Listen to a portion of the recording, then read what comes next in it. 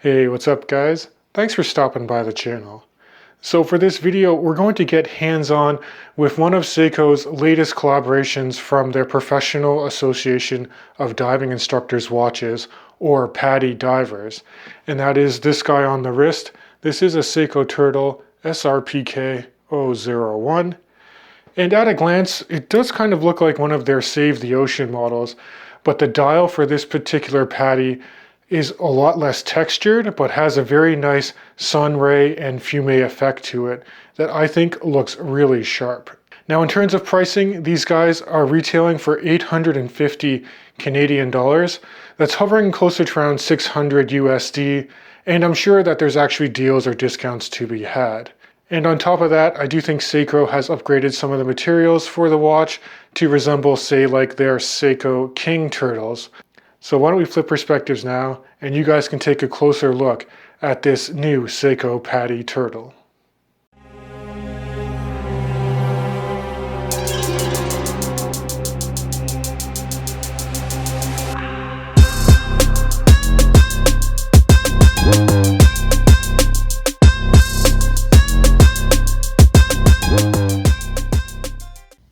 So now that we're in the studio, we can take a closer look at this Seiko PADI Turtle.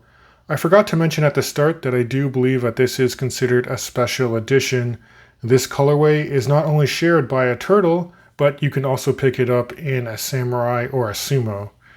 I'll just quickly throw up the hang tag in case you want to pause the video and to look at some of the key aspects of this timepiece, or to look at the reference number or suggested MSRP in Canadian dollars. For me, what makes this watch really special is the colorway that they went with, a beautiful blue to black gradient dial, and the bezel insert does match the darker hues when you get closer to the bottom of a dial here.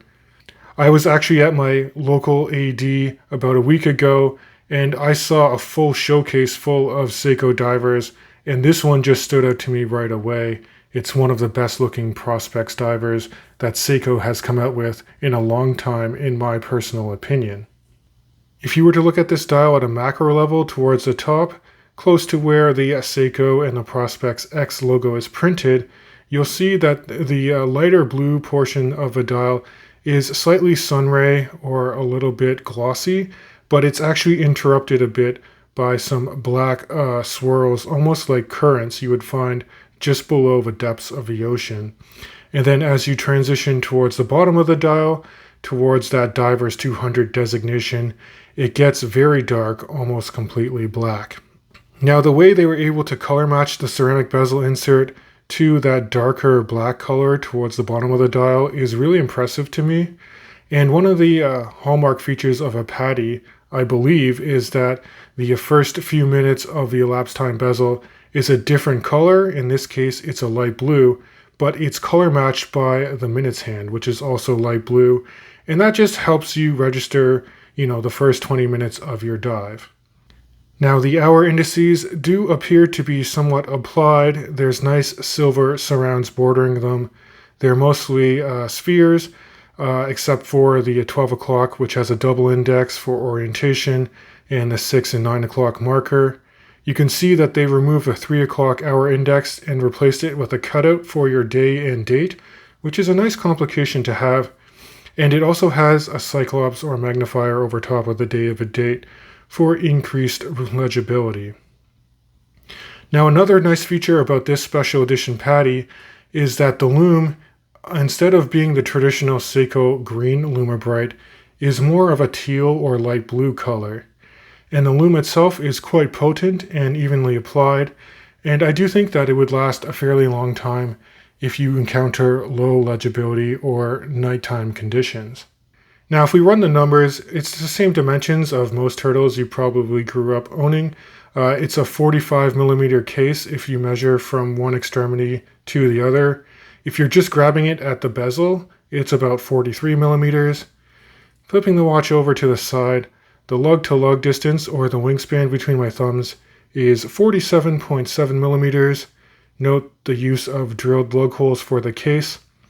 This OEM bracelet, the male end links do extend slightly past that by a few millimeters on either side. In terms of overall height, I grabbed this watch at 13.6 millimeters from that bottom of a screw down case back with the Seiko Tsunami Wave, and then to the top of a flat sapphire crystal. Yes, they went with sapphire here. Now, if you were to actually grab it at the top of a Cyclops, it's closer to 14 millimeters. I think the Cyclops is also a sapphire crystal. In terms of lug opening for the OEM bracelet, it's an even 22 millimeters. The bracelet tapers to about 20 millimeters before you hit that Seiko sign clasp. It's your standard fold-over security, and then there's a twin trigger releasing mechanism. This is fairly pressed metal for the swing arms.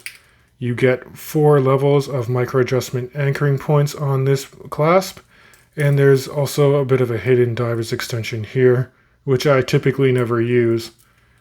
Now, if you wanted to size the bracelet, the individual links are held in place with pins and collars. I've had to remove one link to fit my wrist size comfortably.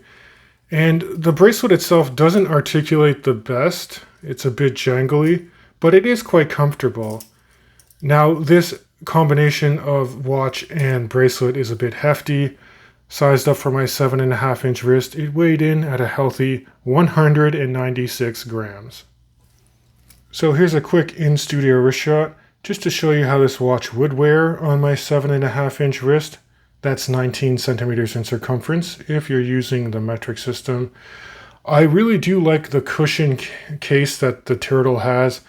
I've grew up cutting my teeth on Seiko divers when I was getting into watches, and I always came back to the Turtle just due to the case shape. The bracelet is quite comfortable, but I would probably opt to swap this one out for a strap just to reduce on the weight a fair bit. Now, in terms of case and bezel finishing, I do think for the price point, Seiko does a really good job. You do have the hallmark radial brushing on the tops of the lugs and around the case profile.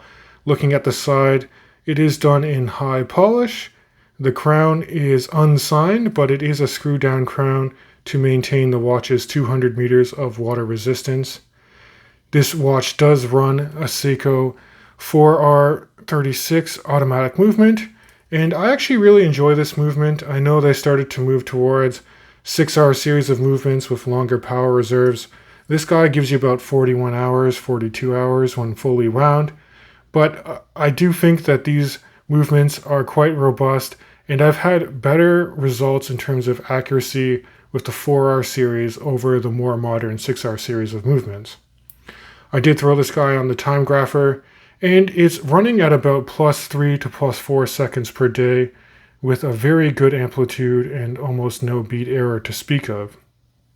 In terms of bezel, you got that double-stepped coin edge style bezel, which is very easy to grip, and you got that muted clickety-clacky Seiko bezel action, which on this example is actually quite satisfying, and in terms of alignment, I don't actually have any alignment issues to my eye, which is very nice to see. So to summarize, I'm really happy with just the overall aesthetics for this particular special edition PADI Turtle.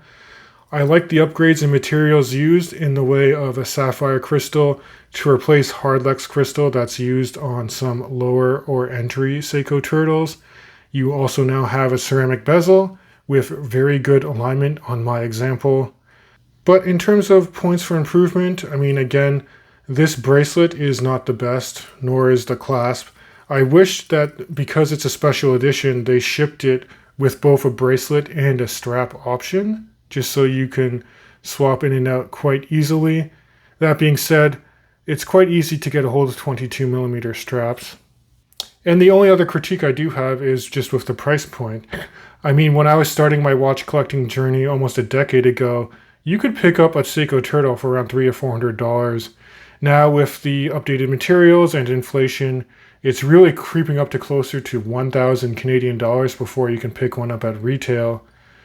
That being said, I know that there are discounts to be had, so do look into that. And I would say that you really should go into a brick and mortar store to try on a Turtle and just make sure that there's no QC issues like you would normally find with misaligned bezels or chapter rings. But guys, I'd also like to know your thoughts on this Seiko SRPK01. And would you consider picking this one up over the Sumo or the Samurai? Now, if you do enjoy this content, please consider subscribing to the YouTube channel. It does help me out a lot, and I can't wait to catch you guys in the next video.